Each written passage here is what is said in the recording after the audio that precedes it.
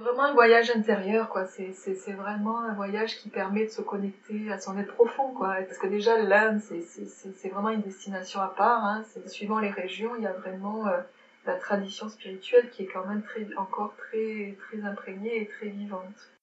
La petite voix en voyage. Bonjour, je suis Herveline et j'ai le plaisir de vous présenter La Petite Voix, le podcast qui donne la parole à ceux et celles qui nous font du bien. Ils sont psy, sophrologues, magnétiseurs ou autres et se consacrent à notre bien-être et à notre développement personnel. Puisque c'est l'été, j'ai pensé que vous aimeriez partir en voyage. Alors, je vous emmène à la rencontre de thérapeutes qui exercent, en partie ou complètement à l'étranger. Des thérapeutes inspirés par les traditions locales. Quel chemin ont-ils parcouru pour choisir un métier dédié aux autres ? En quoi consiste leur pratique et qu'est-ce que le voyage y apporte ? Voilà les questions que je vais leur poser lors de ces conversations intimes, sans blabla. Des conversations qui vont nous éclairer, nous inspirer. Pour ne rater aucun épisode, pensez à vous abonner sur votre plateforme de podcast favorite. Et surtout, n'hésitez pas à laisser 5 étoiles sur iTunes, ça aide vraiment à faire découvrir le podcast à d'autres personnes. Alors, prêt à écouter La Petite Voix pour entendre la vôtre ? La Petite Voix, le podcast en voyage, c'est parti !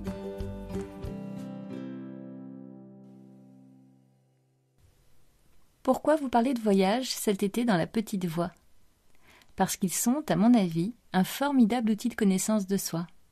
Parce qu'ils nous sortent de notre zone de confort, nous mettent face à des imprévus, des difficultés.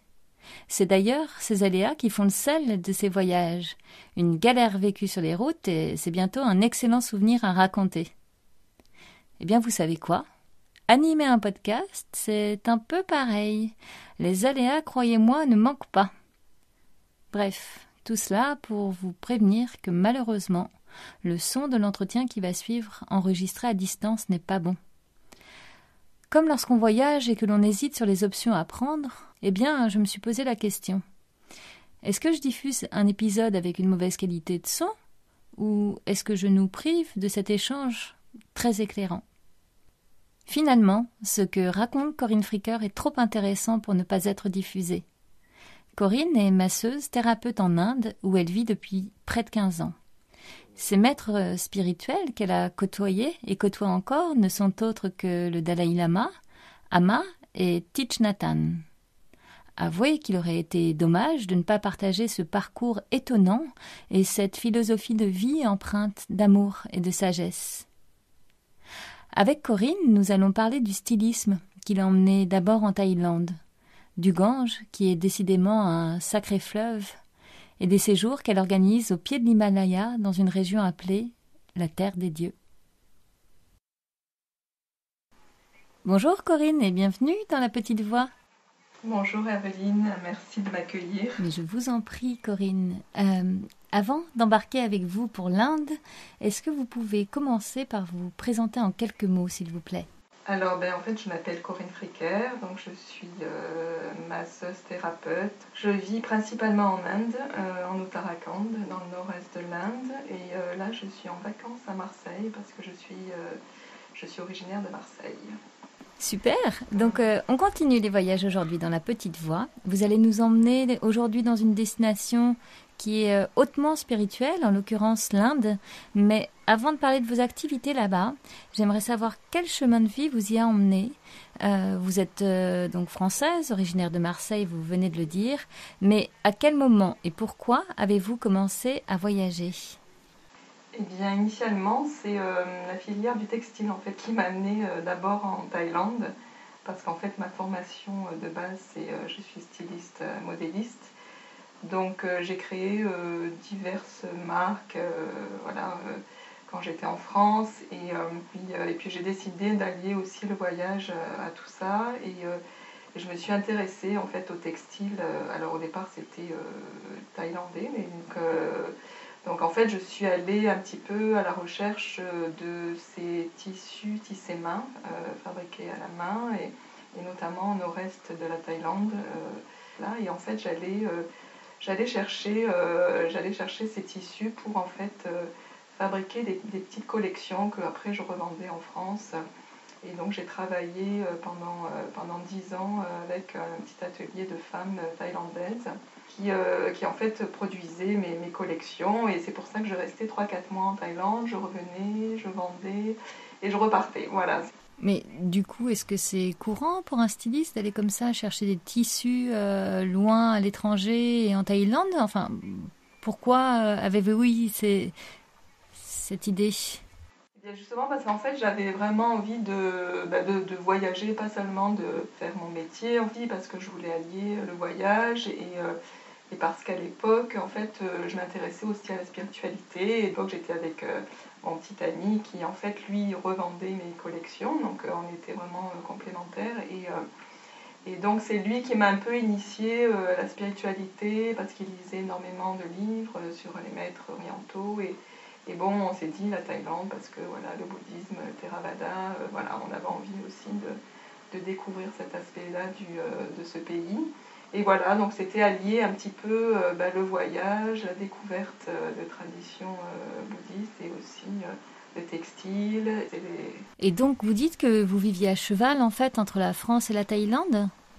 Alors oui, parce qu'en fait, le temps que mes collections étaient produites, c'était sur 3 mois en fait. Et en fait, pendant qu'elles produisaient à Bangkok, nous, on voyageait donc principalement dans le sud de la Thaïlande.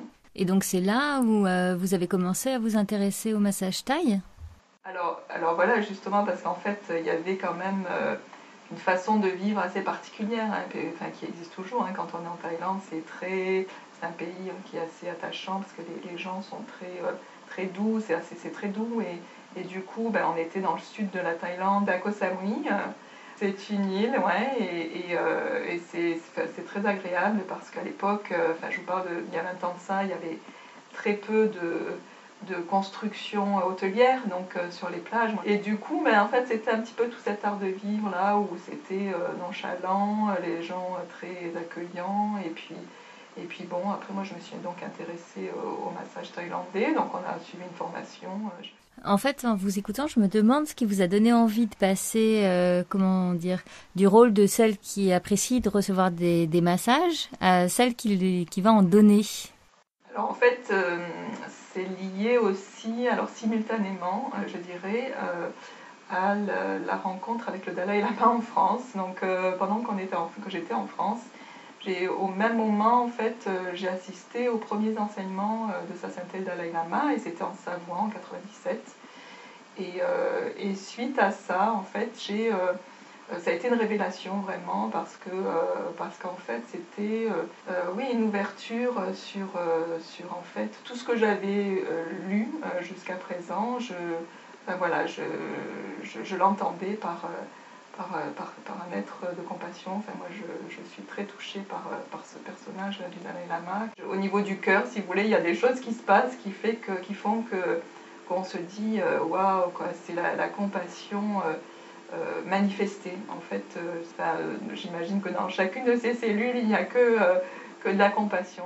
En tout cas, pardon, je remonte le fil du temps. Cette première rencontre avec lui en 97 vous a initié au bouddhisme, mais vous a aussi, vous le dites, ouvert les voies du massage thaï. Mais comment?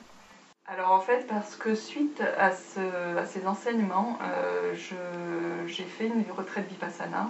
C'est une retraite de méditation en fait de 10 jours où on est en silence et où en fait les 3 premiers jours on se concentre sur la respiration pour calmer le mental, apaiser le mental. Et ensuite, le reste du temps, on observe les sensations à travers le corps. Et c'est quelque chose d'assez profond. C'est très dur, mais c'est en même temps très profond. Et suite à ça, j'ai eu à un moment donné une sensation au niveau des mains, de la paume des mains exactement, où en fait la chaleur qui se diffusait très fortement. Et un petit peu plus tard, après la retraite, au moment où on se parle un petit peu avec toutes les personnes qui participent, il y a quelqu'un qui me dit vous devriez vous intéresser au Reiki et au massage parce qu'en fait, c'est peut-être un signe qu'il faut que, voilà, c'est peut-être votre voie. Et du coup, comme simultanément à ce moment-là, j'étais aussi en Thaïlande, je me suis dit, je suis au pays du massage, je vais faire une formation massage Et voilà, et du coup j'ai commencé comme ça, et alors j'ai donné des massages, enfin c'était principalement aux amis, la famille, ce que j'aimais faire en fait, et que ça s'est développé de plus en plus, car en fait après j'ai été initiée au Reiki. Ok. En fait, vous vous êtes rendu compte que vous vous sentiez bien dans ce rôle-là, dans cette activité-là. En fait, est-ce que en massant, il y avait quelque chose de juste pour vous, d'aligné? Voilà, c'est ce que je ressentais, c'est qu'en fait, quand je massais quelqu'un, bah, ça lui faisait du bien. Donc je disais, mais c'est super parce que en fait, ce qu'on apprend, ce que le message du Dalai Lama et le message en fait de toute cette philosophie, c'est que c'est en fait, on apprend à être une personne bienveillante. Et du coup, là, c'était encore plus concret puisque c'était par le toucher. Et je me disais, mais voilà, je peux faire du bien aux gens. Donc voilà, j'ai fait ça un peu pendant quelques années. Et après, c'est vrai que le textile a repris le dessus parce que j'étais aussi une passionnée de textile et de mode et tout ça. Et du coup, j'ai laissé un peu de côté tout en gardant quand même ces pratiques de massage. Donc je me faisais du Reiki sur moi. Est-ce qu'on peut rappeler, s'il vous plaît, ce qu'est le Reiki? Le Reiki, c'est une lignée de maîtres japonais à la base. Mais en fait, moi je pense que c'est l'ouverture du chakra du cœur qui nous relie en fait à un tout. Après, on l'appelle comme on veut, mais en tout cas, on a l'impression qu'après, on est canal d'une énergie qui est une énergie bienveillante. Pour moi, quand je masse, j'essaie d'être le plus neutre possible pour qu'en fait, cette énergie puisse passer à travers moi et à travers mes mains. Et les mains sont reliées au cœur, mais forcément dans une attitude d'ouverture et de don et de tout ça. En plus de cette technique, de ce protocole, de tout ce qu'on peut apprendre, il y a quelque chose qui nous dépasse. Ce qui est intéressant, Corinne, quand on écoute votre parcours, c'est qu'il y a une espèce de dualité entre d'un côté cette passion pour la mode et ce métier dans lequel vous évoluez, et puis de l'autre ce chemin très spirituel, cet intérêt pour le bouddhisme, les massages. Comment viviez-vous à l'époque ces deux casquettes? En fait, non, je ne l'ai pas senti, ça s'est fait très naturellement. En fait, j'ai laissé de côté un peu le massage. C'est vrai que ce qui m'intéressait aussi, c'était le voyage. Et ce qui me permettait de voyager, c'était de faire des collections. Donc ça a pris le dessus pendant des années, jusqu'au jour où en fait, j'ai eu des marques successives. Et puis après, je me suis séparée de mon compagnon qui s'occupait de vendre de mes collections. Donc j'ai dû me débrouiller toute seule. Mais on est en quelle année là, pardon? Alors là, ça fait, je pense qu'il y a 16 ans de ça, puisque oui, moi ça fait 14 ans que je suis en Inde. Parallèlement, en fait, j'allais en Thaïlande et puis petit à petit, je me suis donc dirigée vers l'Inde parce que justement, je voulais aller voir où vivait le Dalai Lama et je me suis intéressée à Dharamsala. J'ai bien aimé cet endroit. Et en fait, à ce moment-là, j'avais créé un petit atelier tailleur tibétain. C'est eux qui montaient mes petites collections et moi, après, j'allais les vendre. J'ai fait un salon maison et objets et j'ai essayé de les vendre. Et puis, je me suis rendu compte que c'était difficile d'être à la fois à la production, à la vente, à tout. Voilà. Et du coup, j'ai été un peu dépassée. Et c'est là que j'ai décidé, parce que je voulais quand même rester en Inde, et je me suis dit, la seule façon de rester en Inde, c'est de continuer mon métier, mais de travailler pour les autres. Donc du coup, j'ai travaillé pendant 13 ans, j'ai fait du consulting, j'ai fait du suivi de production pour des vêtements, des marques de vêtements. Et du coup, comme toutes les usines se situent, donc j'ai vécu 13 ans à Delhi en fait. Du coup, là, vous étiez dans ce métier complètement de stylisme, mais comment, en parallèle, avez-vous continué votre chemin spirituel? Parce que je ne peux pas imaginer qu'il ne se soit rien passé lorsque vous étiez à Delhi. J'avais donc la chance d'être à Delhi, même si il y a beaucoup de personnes qui me disent « Ah, mais comment tu as pu vivre 13 ans à Delhi avec c'est très pollué, très bruyant ».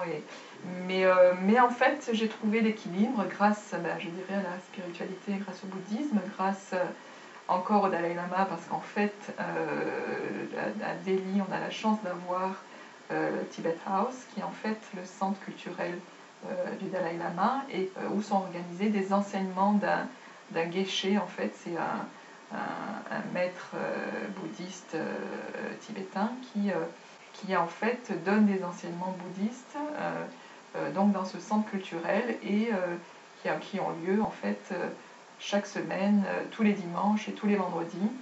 Et donc pendant toutes ces années, j'ai eu la chance d'assister non seulement donc à ces enseignements à Tibet House, mais également aux enseignements du Dalai Lama, car en fait quand il passait à Delhi, il donnait justement des enseignements. Alors c'était de façon très intimiste, parce qu'on se retrouvait à 300-400 personnes. J'ai eu l'opportunité aussi d'accéder à des enseignements d'autres maîtres tibétains qui en fait donnaient des enseignements chez des personnes, chez des particuliers. Et donc on se retrouvait invités, on était une quinzaine, et on avait accès à des enseignements d'une qualité. C'est pour ça que je remercie chaque jour ce pays qui perpétue quand même ces traditions, alors que ce soit bouddhiste ou hindouiste, parce qu'aussi je suis très proche d'Ama. Pour moi, c'est également la compassion personnifiée, et elle, alors c'est encore plus puissant, car elle vous prend dans ses bras. Et oui, Ama, pour remettre un peu dans le contexte, c'est cette femme incroyable qui fait des tournées mondiales. Elle vient notamment régulièrement en France pour simplement, dans une grande salle de concert, accueillir chaque personne présente dans ses bras. C'est, semble-t-il, une expérience bouleversante. J'ai des amis qui l'ont vécu et qui m'ont dit combien ils avaient ressenti cette espèce d'amour incroyable et universel venant d'elle. Et c'est ce que vous avez vécu vous aussi du coup auprès d'elle.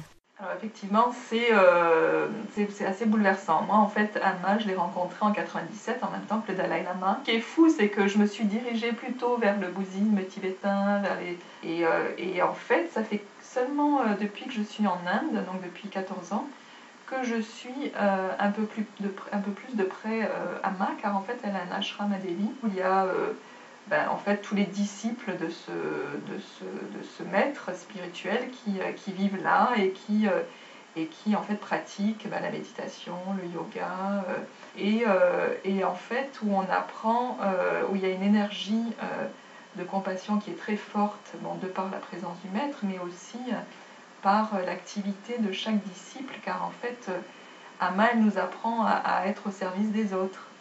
Et en fait, l'ashram fonctionne seulement sur le seva, qui est en fait le don de soi, le don de... Donc en fait, on peut donner ce qu'on sait faire, et tout fonctionne comme ça. C'est-à-dire que le fonctionnement de l'ashram, donc en l'occurrence là, je pense qu'il y a au moins 6000 personnes qui habitent dans le Kerala, là. Donc c'est un microcosme, c'est impressionnant, car en fait, il y a le monde entier réuni dans un seul endroit, autour d'un maître, avec donc la chance qu'on a d'être voir ces darshan là. Donc vous, j'imagine, lorsque vous allez dans l'ashram d'Ama, vous donnez des massages? Alors c'est ça. C'est pour moi, c'est les conditions les plus favorables en fait pour donner des massages, car en fait c'est dans l'énergie d'Ama. Ce qui se passe, c'est que quand je donne des massages, ça se passe dans un temple qui s'appelle le Kali Temple, où Ama prend les gens dans ses bras, donc il y a des milliers de personnes toute la journée. Et en fait, la salle de massage, elle se trouve au 3e étage de ce temple. Et donc, c'est dans les vibrations, c'est très chargé. Donc en plus, les personnes que je masse sont des personnes qui sont en recherche spirituelle, et qui sont des pratiquants en général de méditation, de yoga, et donc ils sont à l'écoute de tout ce qui se passe au moment du massage, et souvent il y a des choses étonnantes, ils font des rêves après un peu particuliers, ou en fait qui voient des couleurs. C'est vrai que ce sont des conditions vraiment particulières. Et oui, j'aimerais revenir sur votre première rencontre avec Ama. Est-ce que vous pouvez nous dire comment ça s'est fait et ce que vous avez ressenti surtout? Alors Ama, c'est très étrange, car en fait la première fois que je l'ai vue, c'était à Marseille. C'était donc en 97, c'est la première fois qu'elle venait à Marseille. Et puis ce premier contact avec elle, en fait, j'étais en larmes, quoi. C'est comme si elle parlait à notre cœur. Notre petite âme d'enfant a à notre instinct le plus profond et du coup j'ai été émue et pour moi j'ai l'impression que c'est ma mère spirituelle quoi. C'est quelque chose de très fort. Ça fait 4 ans en fait que je vais à son ashram seulement et en fait plus j'y vais et plus j'ai l'impression qu'elle ouvre mon cœur et c'est je pense en grosse partie grâce à elle que j'ai repris les massages en fait. Mais aussi parce que je me fais soigner depuis 14 ans, depuis que je suis en Inde, avec la médecine tibétaine. En fait, c'est à la fois préventif et curatif. Vous savez, c'est comme l'Ayurveda. Si vous voulez, je recevais non seulement des enseignements de maîtres tibétains bouddhistes, mais aussi j'avais envie aussi d'aller un peu plus profond dans leur culture. Et du coup, voilà, j'ai un médecin tibétain à Delhi.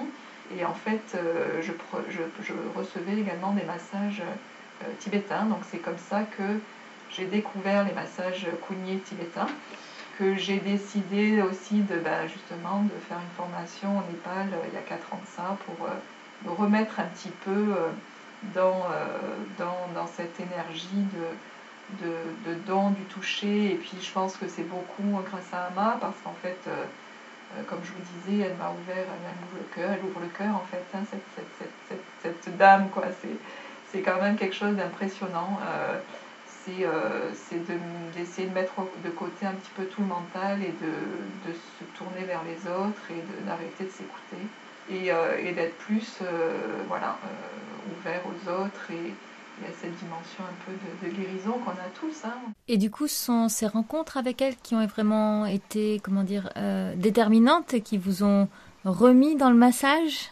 Oui, je pense que c'était aussi un petit peu un ras-le-bol de toutes ces fabrications parce qu'en fait, moi, je suis passée de la micro-production pour moi, enfin, c'était un niveau vraiment artisanal, hein, à un niveau un peu de consommation de masse. Hein. Enfin, bon, même si les marques pour lesquelles je travaillais n'étaient pas non plus, c'était pas H&M ou Zara, hein, mais c'est vrai qu'à un moment donné, donc je trouvais que ça avait plus trop de sens. Et du coup, le fait de retourner vers le soin, c'était comme une évidence, quoi. C'est arrivé un moment où je me disais, moi je veux quand même que les artisans soient bien payés. Et à un moment donné, je me suis rendu compte que voilà, de l'autre côté, enfin en Occident, on a d'autres priorités et qui sont le côté économie. Et du coup, voilà, j'ai décidé de revenir aux soins et donc d'apprendre ces massages. Pardon, mais qu'est-ce qu'ils sont de particulier, du coup, ces massages tibétains ? Je dirais par rapport au massage thaïlandais, ça avait plus de sens parce qu'en fait, donc, comme je vous disais, je suis beaucoup immergée dans la culture tibétaine jusqu'à présent. Donc, et puis, c'est très proche du bouddhisme, hein, les massages tibétains. On dit qu'il y a une concordance entre l'état d'esprit, les états mentaux et entre l'esprit et le corps, je dirais. Ça a beaucoup de sens parce que moi-même j'ai reçu ces massages pendant des années en Inde. Voilà, il y a quand même une culture du massage. Justement, moi je recevais un massage 1 fois par semaine minimum. Et sinon, voire même 2 des fois, parce qu'en fait, il y a beaucoup de choses qui se passent et au niveau, je trouve que c'est une guérison à la fois sur le plan du corps physique, mais aussi du mental et de l'esprit, quoi. Pardon, ça donne tellement envie d'aller se faire masser quand on vous écoute. En tout cas, quand vous avez repris finalement cette formation de massage tibétain, c'est ça qui vous a amené à vous remettre complètement dans cette activité-là, non ? Alors oui, ça s'est fait très progressivement, c'est-à-dire que à côté de ça, au début, il y a 4 ans, je continuais quand même mon autre activité parce qu'en fait, c'est quand même mon activité principale et qui est rémunératrice. Donc là, il a fallu que je fasse un grand pas de changement. Donc c'est d'un coup, je décide d'arrêter ce qui finance ma vie et plutôt en fait écouter un petit peu cette petite voix, hein, vous en savez quelque chose, écouter mon intuition et écouter mon cœur. Et en fait, ça a démarré avec des week-ends que j'organisais pour les expats de Delhi. Et donc, il y a 4 ans, en fait, une de mes meilleures amies et s'est retrouvée être la présidente d'Éveil Accueil, qui est en fait l'association des expatriés français à Delhi. C'est grâce à elle, finalement, que je me suis un peu rapprochée de cette communauté française et que j'ai pu aussi organiser donc, des week-ends de bien-être avec massage et où je faisais découvrir des lieux un peu particuliers. En Uttarakhand, c'est au pied des Himalayas, c'est près de Rishikesh. En fait, c'est la Mecque du yoga, hein. C'est un lieu très, très fort. C'est presque, je ne dirais pas aux sources du Gange, mais en tout cas pas loin des sources du Gange. Et du coup, l'eau y est, moi, ça a été aussi un wake-up call. J'en ai eu plusieurs là, mais ça a été une révélation.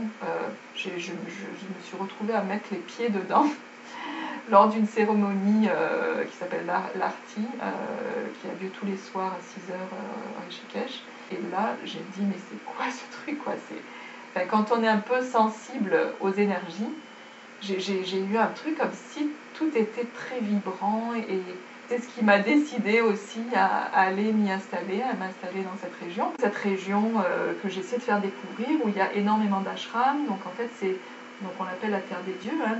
C'est un endroit, je dirais, très chargé au niveau énergie, où en fait il y a pas mal de maîtres yogis, hein. Il y a des maîtres éveillés qui ont vécu. C'est très riche au niveau spirituel. D'accord. Donc en fait là, vous nous dites ça fait 1 an que vous êtes installé à Dehradun. Finalement, vous avez commencé à explorer cette région avec ces groupes d'expatriés à Delhi, non? Alors oui, ça a commencé donc avec ces petits week-ends que j'organisais. Et puis, j'ai été en contact avec Copines de Voyage, en fait, qui est une agence de voyage où ce sont que les femmes qui voyagent. Et donc là, j'ai été intervenante, c'est-à-dire qu'ils organisaient des séjours et moi, j'intervenais sur 3-4 jours dans cette même région. C'est là où j'ai partagé des outils que moi j'ai reçus. Donc je vous ai parlé du Dalai Lama, de Ama, mais aussi je suis aussi très proche de Thich Nhat Hanh, en fait, avec la pleine conscience. C'est un maître zen vietnamien qui vit en France, au village des Pruniers, près de Bordeaux. Je l'ai rencontré à Delhi en 2008 parce qu'il est venu donner des retraites spirituelles.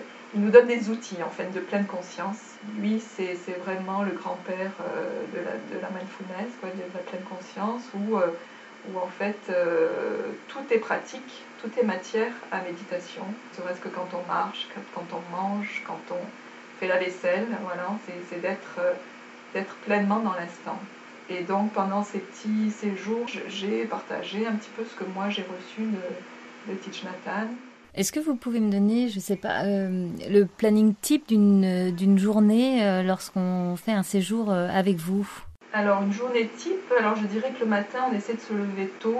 À 7h j'organise les 10 Mindful Movements de Thich Nhat Hanh qui en fait sont les 10 mouvements en pleine conscience. Ce sont des mouvements très simples comme le Tai Chi ou le Qigong. Après donc on fait des marches en pleine conscience, c'est-à-dire que on est conscient de son corps, on peut focaliser l'attention sur la plante des pieds et les sensations. Donc c'est pour ça que quand on est dans la nature et quand on est dans des endroits un peu chargés énergétiquement, c'est encore plus puissant. Justement, est-ce que vous pouvez me décrire à quoi ressemble cette nature? Il y a des petites montagnes, alors on voit au loin des montagnes d'Himalaya, bon, très au loin, hein. Sinon c'est assez vert. Et donc on fait cette petite marche pleine conscience. Ensuite, en fait, on va prendre un petit déjeuner, donc on essaie aussi de manger et d'apprécier tout ce qu'on a dans l'assiette, donc en regardant les couleurs, en essayant d'apprécier chaque bouchée.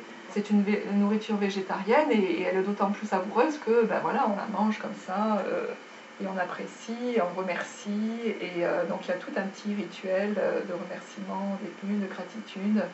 Après le petit déjeuner, en fait, ou bien on fait ou à Rishikesh, donc découvrir où je fais intervenir aussi des artisans en fait, qui travaillent à la fois le textile mais aussi le bois, tout ce qui touche à l'artisanat de la région. Donc j'organise des petits ateliers de partage avec ces artisans. Il y a aussi les massages, donc il y a aussi souvent, enfin, j'ai aussi collaboré avec des professeurs de yoga, donc qui en fait amènent leur groupe et donc où le professeur de yoga donne des cours de yoga le matin et puis moi je donne des massages, on fait des excursions, donc on essaie d'aller visiter aussi des ashrams, les monastères tibétains, parce que justement dans cette région il y a à la fois des traditions bouddhistes et hindouistes, donc c'est très riche. C'est vraiment un voyage intérieur, quoi. C'est vraiment un voyage qui permet de se connecter à son être profond, quoi. Parce que déjà, l'Inde, c'est vraiment une destination à part, hein. Suivant les régions, il y a vraiment la tradition spirituelle qui est quand même encore très, très imprégnée et très vivante. Et du coup, qu'est-ce qu'on peut attendre de ces séjours en tant que participant? Tout ça, au bout du compte, c'est pour devenir un meilleur être humain à la base, quoi. C'est de travailler sur toutes les émotions perturbatrices. C'est vrai que quand on se retrouve dans un environnement qu'on ne connaît pas, qui est nouveau et qu'on est loin de tous nos soucis familiaux, financiers, tout ce qui ici nous retient. Hein. Donc c'est vrai qu'on est beaucoup plus ouvert et l'idée de ces voyages, c'est vraiment l'ouverture du cœur en essayant de faire impasse un peu sur tout le mental le monkey mind, hein, l'esprit qui en fait nous envoie tout le temps ou dans le passé ou dans le futur ou dans les inquiétudes ou dans les peurs et tout ça et être plus connecté avec sa petite voix et son intuition et son cœur. Donc tout ça, le yoga, la méditation et le massage, ce sont des façons d'y accéder. Waouh, ça donne très envie d'aller découvrir l'Inde et dans cette dimension très, très spirituelle là, que vous nous décrivez. Merci Corinne de nous avoir emmenés comme ça au pied de l'Himalaya. Avant de conclure l'entretien, j'ai quelques questions rituelles que j'aime poser à mes invités. La première, c'est que je souhaiterais savoir s'il y a un livre qui a marqué particulièrement votre chemin de vie. Alors, eh bien, moi, c'est L'Alchimiste de Paul Coelho. C'est l'histoire de ce berger qui rencontre l'alchimiste qui lui dit justement d'écouter son cœur et voilà, d'écouter les signes et d'accomplir sa légende personnelle. Moi, je pense que c'est un livre tout simple, mais qui est plein de belles choses. Et est-ce que, Corinne, vous avez un rituel bien-être quotidien ? Alors oui, j'essaie d'avoir une petite discipline, je dirais entre guillemets. Bon, j'essaie de me lever tôt le matin, en général je me lève à 6 heures. Et puis en fait, je fais des étirements dans mon lit, je masse un peu la nuque, les épaules, voilà. Et puis je remercie d'être en vie. Ça c'est beaucoup ce que j'ai appris aussi de Thich Nhat Hanh, c'est aussi la gratitude. Après je fais des vœux, je fais des souhaits pour les êtres que j'aime autour de moi. Je fais le souhait que moi-même, je sois le plus possible en conscience. Moi, je crois beaucoup dans le pouvoir des intentions et que c'est très important le matin au réveil déjà de remercier. Est-ce que maintenant, vous pouvez me citer 3 mots qui pour vous sont synonymes de bonheur ? Alors moi, je dirais instant présent, ça c'est sûr. Après, je dirais le contentement, c'est-à-dire se contenter de ce qu'on a et voir plutôt le verre plein plutôt que le verre à moitié vide, quoi. Puis après, la troisième, je dirais la bienveillance. Hein. C'est oublier de s'écouter, de se plaindre, mais être plus tourné vers les autres. Et ma dernière question, Corinne, c'est celle-ci. Est-ce que vous êtes heureuse ? Alors, est-ce que je suis heureuse ? En tout cas, oui, je m'y attelle. C'est vrai que j'ai reçu énormément d'enseignements, hein, donc en fait, j'ai toutes les clés. Je sais ce qu'il faut faire pour l'être, en tout cas, et j'essaie d'apprécier les merveilles de la vie, quoi, d'apprécier un chant d'oiseau, d'apprécier un coucher de soleil. Moi, je dis que voilà, il faut essayer d'être le plus dans l'instant présent possible. De toute façon, on ne peut pas changer ce qui se passe, hein, mais on peut changer intérieurement notre attitude face à ce qui se passe. Donc c'est vrai qu'on a des souffrances, c'est vrai qu'on a tout ça, mais Mais après, le regard intérieur, c'est ce qui fait la différence. Voilà. Merci beaucoup Corinne pour cet échange, pour ce partage comme ça en toute sincérité avec beaucoup de sagesse venue d'Inde. Merci beaucoup. Écoutez, prenez soin de vous en tout cas, c'est important. Et puis merci aussi à vous de cet entretien et merci de faire partager voilà, tous ces témoignages qui sont toujours très inspirants. Merci beaucoup Corinne et à bientôt. Eh bien, à bientôt. Au revoir. Voilà, La Petite Voix, le podcast en voyage, c'est fini pour aujourd'hui. Rendez-vous mardi dans 2 semaines pour le prochain épisode.